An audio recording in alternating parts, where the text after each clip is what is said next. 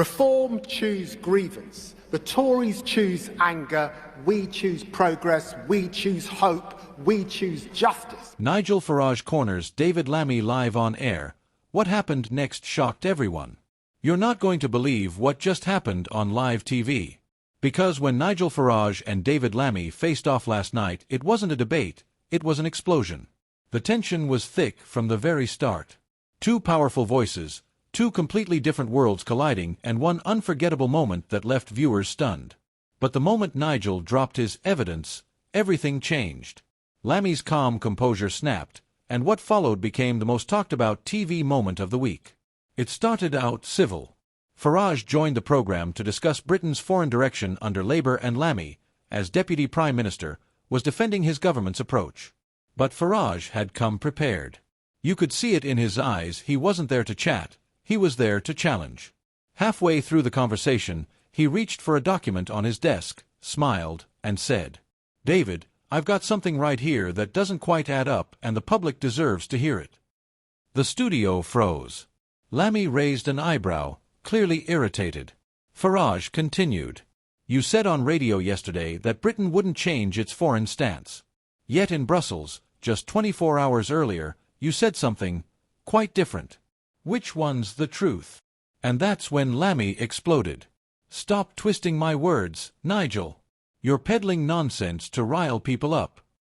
His voice cut through the studio air like lightning. But Farage, cool as ever, just leaned back and said, "Oh, I'm just quoting your own words, David. It's all public record." The clash went viral instantly. Within minutes, social media was on fire. Clips of Lammy's outburst flooded TikTok, Twitter, and YouTube. Hashtag Lammy vs Farage was trending across the UK. One viewer tweeted, "Nigel completely cornered Lammy, this was brutal." Another countered, "Farage always plays dirty. Lammy was right to call him out." But no matter whose side you were on, everyone agreed this was political television at its rawest. David Lammy has built his career on passion and power, a voice that doesn't back down. But sometimes, passion can turn into pressure. And when that pressure meets Nigel Farage's relentless provocation, sparks fly. Farage has spent years mastering the art of the ambush, not illegal, not unfair, just perfectly timed questions that strike right where it hurts most. And this time, he hit a nerve.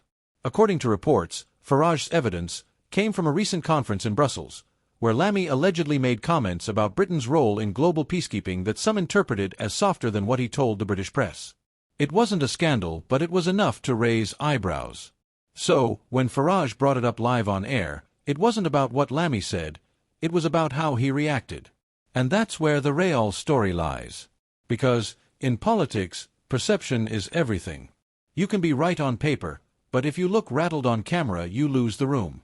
And that's exactly what commentators started saying after the broadcast. One political analyst told GB News, "Lammy let emotion take over. Farage baited him, and it worked. You never give your opponent that satisfaction, especially on live television." Another said, "Farage was calm, Lammy was fiery, and in the court of public opinion, calm always wins." The clip dominated morning headlines. Every talk show replayed the exchange, slow-motioning the moment Lammy leaned forward, pointed his finger, and snapped, "You're twisting this for entertainment, Nigel." To which Farage replied, "Entertainment? No, David, this is accountability." That line alone became meme material. Behind the scenes, sources close to Lammy reportedly felt frustrated that the show's producers hadn't intervened to steer the discussion back to policy. But producers defended the decision, saying, "It's live TV, once it happens, it happens. That's politics." Supporters of Lammy were quick to rally behind him online, saying his anger came from genuine frustration with Farage's style of debate. "Lammy's human," one supporter wrote. "He's tired of people like Farage turning every policy issue into theater." But even they admitted it wasn't a good look. Because optics matter. And for a man being talked about as a possible future prime minister, losing your temper on camera is never ideal. Meanwhile, Nigel Farage, true to form, capitalized on the chaos. He reposted the clip himself, captioning it cheekily, "David didn't like my questions, but the British public deserve answers." Within hours, It had over 1 million views. Farage knows how to seize a moment. He thrives on conflict not because he hates it, but because it feeds the public curiosity that keeps his influence alive. By morning, major news outlets had picked up the story. Headlines read, "Lammy erupts as Farage pounces live on air."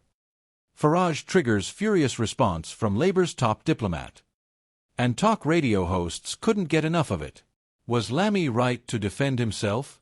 Or did he fall right into Farage's trap? The truth is, both. Lammy's passion is his strength, but in this era of viral media, it's also his biggest vulnerability.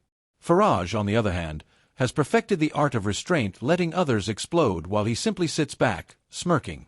And that's why this story matters. Because it's not about who's right or wrong, it's about who controls the moment.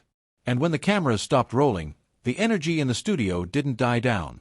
Sources say Lammy walked off briskly, refusing post-show interviews. Farage, meanwhile, chatted casually with producers as if nothing had happened. So what happens now? Lammy's team will likely push back, framing it as media provocation. Farage will ride the viral wave for weeks. And the public?